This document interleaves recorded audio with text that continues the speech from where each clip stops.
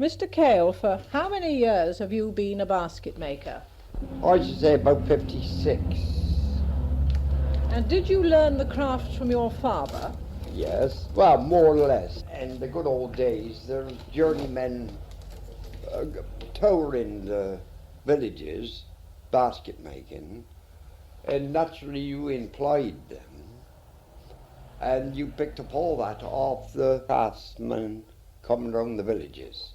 What type of baskets did you make years ago? It was mainly the fruit baskets. It was the fruit, what they commonly call the fruit pots. That was for the Corporation of Gloucester. They'd only take the baskets in the summer months. Then they'd just shut us off about November to March.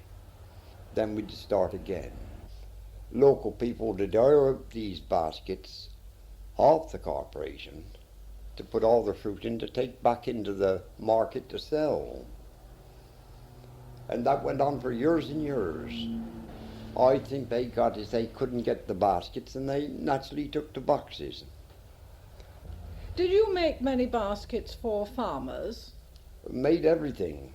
It was like a general business, as you did have to take anything what it come, because it was, in them days, it was very, very poor. You had a job at one time to get a scrape for a living. And you had to put in so many hours for a few shillings. Most of my career, I've always had to work about 10 to 12 hours a day. What were you paid in your early days? The normal rate to make a pot hamper in them days, that was all about £56 of apples and £72 of plums. I think the average wage was about 1 in a penny. And I know many a man at our place, he'd work Saturday afternoons just to earn extra point in a box of matches. It was piecework. I've had more or less a life of piecework. If you didn't work, you didn't get anything. And then in the winter, when the trade was slack, me and my father would generally go to thatching, of which we done for a number of years the thatching on the Frampton Court Estate, Elmore Court Estate, and a number of houses besides. When you eventually have to retire, who will succeed you?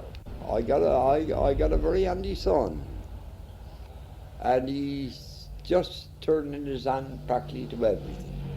With that, you can say the trade will never die out, because he got a son on top of that. I always liked the work, and I can't seem to leave it at all.